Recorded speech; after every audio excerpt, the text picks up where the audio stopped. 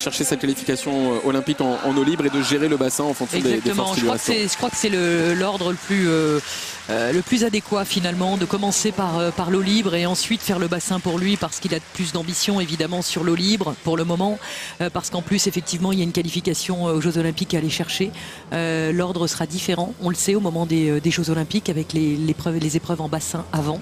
Il faudra faire très attention, parce que s'il passe une semaine effectivement dans la piscine à faire des 400, épreuves 800, 1500. 400, 800, 1500 effectivement, plus que ce qu'il va faire dans l'eau, c'est plus l'atmosphère, l'ambiance, le fait de passer une semaine entière dans la piscine à attendre, exactement, qui peut faire qu'effectivement ça peut être plus compliqué d'avoir l'eau libre derrière.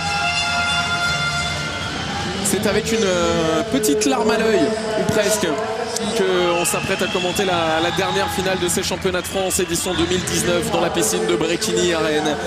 La finale du 204 nage chez les dames qui vient donc conclure le programme de ces championnats. Une délégation française de 11 nageurs qui s'envolera au milieu du mois de juillet, direction la Corée pour les championnats du monde. Une délégation dans laquelle on ne retrouvera pas, et c'est une petite déception, Cyrielle Duhamel, qui a réussi ce matin le meilleur chrono des séries du 204 nage, qui avait l'ambition de se qualifier soit sur le 200, sur le 400, plus volontiers sur le 200, Sophie, et qui malheureusement n'y est pas parvenue. Elle aura à ses côtés Fantine Le Saff, qui elle, pour le coup, bien sûr, s'envolera pour la Corée.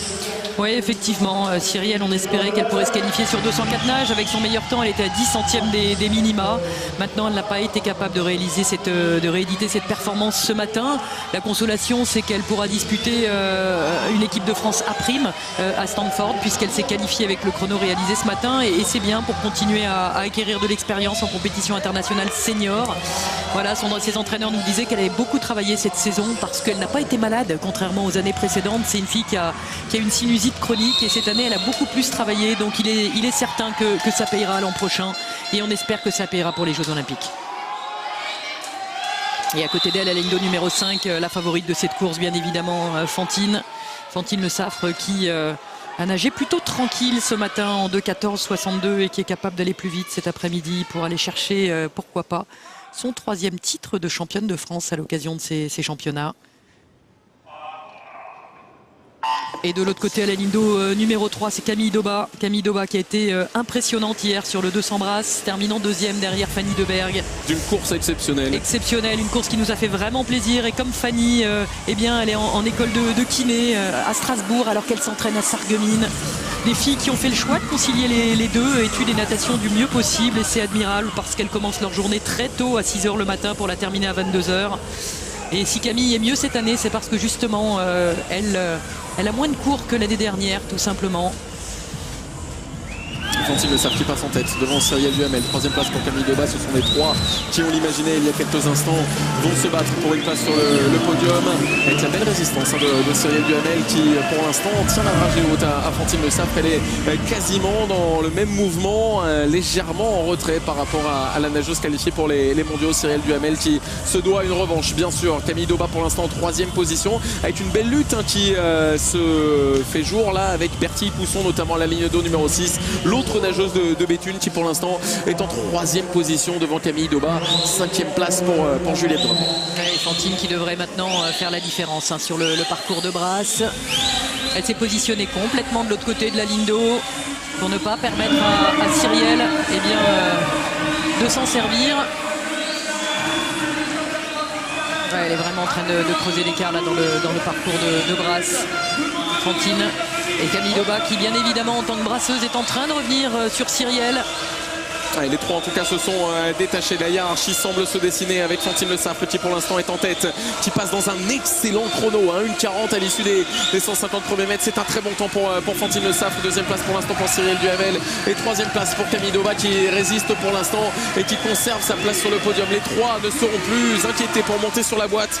Désormais c'est la hiérarchie qu'il faut définir. Fantine Le Saff tout en haut, sans surprise aucune, pour aller signer un très bon temps. On lui souhaite en tout cas son record personnel. Il est de 2:11,71 Elle l'avait battue l'année dernière à l'occasion des championnats d'Europe de Glasgow. Elle va s'en rapprocher. Elle est très bien. Elle va non pas le battre, le battre d'un centième en l'occurrence pour s'imposer devant Cyrielle Duhamel qui prend la deuxième place en 2,14. Troisième place pour Camille Daubat qui nage 2,15 et qui se rapproche elle aussi à un centième seulement de son record personnel. Satisfaction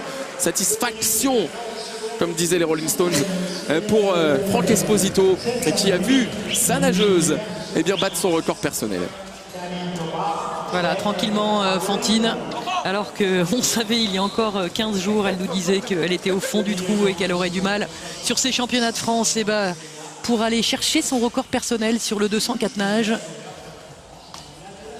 Elle a manqué un petit peu de caisse sur le 400. Elle est à 3 secondes de son record personnel. Mais là, aller chercher ce record sur le 204 nage le dernier jour de compétition avec la semaine chargée qu'elle a eue, ça montre qu'elle progresse elle aussi. Alors qu'elle est vraiment en plein entraînement dur en ce moment pour justement rattraper le temps perdu par la maladie. Et je peux vous dire qu'il y a une énorme satisfaction entre Franck Esposito et Fantine Le Saffre. Il y a évidemment beaucoup de joie. Franck Esposito qui va quitter la piscine, laisser Fantine Le Saffre répondre aux questions de François. Très très belle perf pour conclure ces championnats pour Fantine Le Saffre. Voilà le bisou entre Franck Esposito et Fantine Le Saffre. On capte tout grâce aux yeux, aux caméras de Bill et de Guillaume, bien évidemment. Ludo Petit qui ne rate rien. Et GG dans les ordres pour me donner les bonnes infos. Là voilà la bonne info. Fantine Le Saffre est en pleine forme et pourtant les mondiaux sont encore loin. François, c'est un sourire qui s'invite à votre côté. J'aime bien dire ça, je le dis souvent d'ailleurs. Bah oui, un sourire est la dernière interlocutrice de cette riche semaine rennaise. On a vu un Franck Esposito ravi visiblement de votre performance. Qu'est-ce que vous l'êtes de votre semaine ici en Bretagne? Oui, bien sûr, j'ai gardé 3 titres sur 5, c'est super. Là, j'égale mon meilleur temps, donc c'est vraiment génial. Avec les 4 dernières semaines que j'ai passées, c'est des championnats super. Donc qu'est-ce qui va se passer maintenant? On se remet au travail dès demain, très dur. Oui, non, pas dès demain.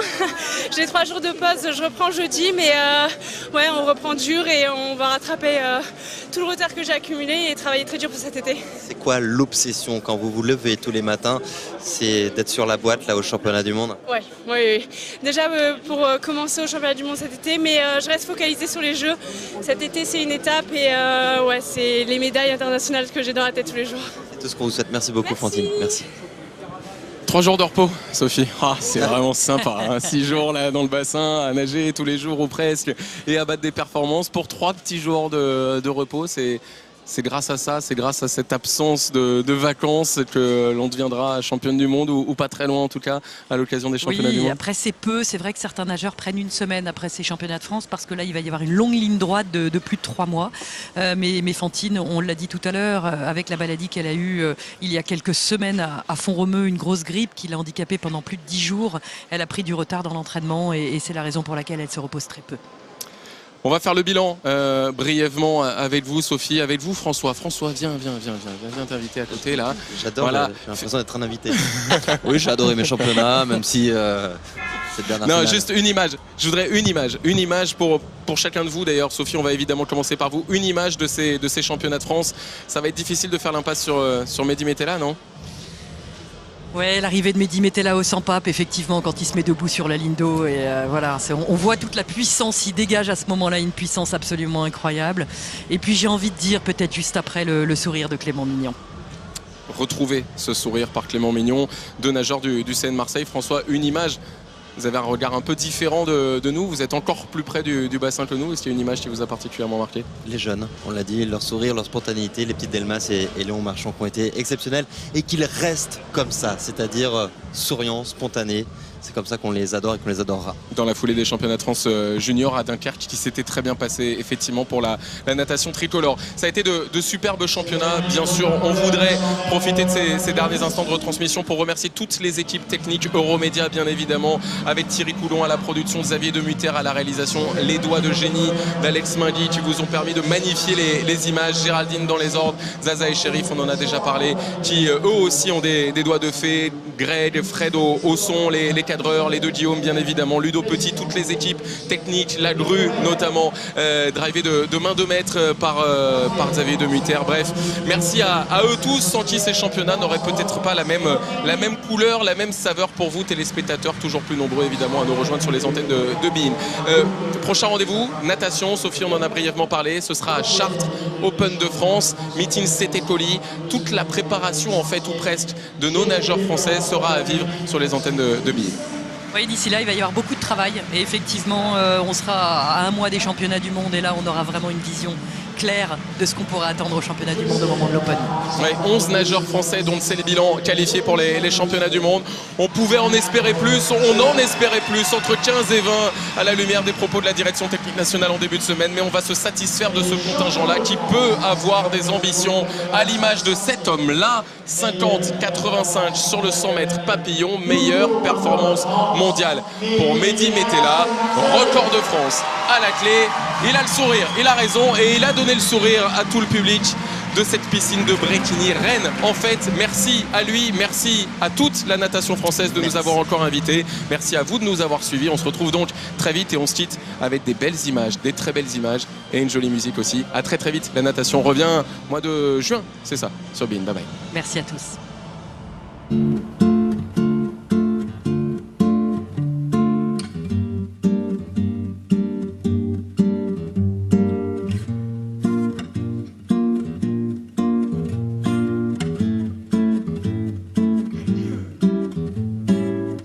He left no time to regret, kept his dick wet with his same old safe bet. Me and my head high and my tears dry, get on without my guy.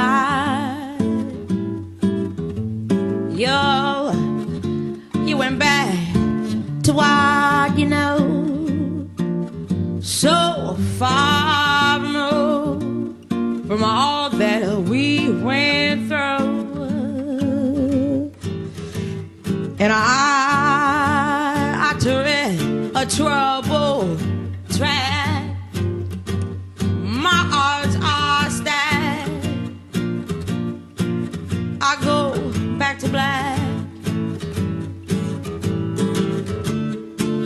We only said goodbye with words. I died 100 times.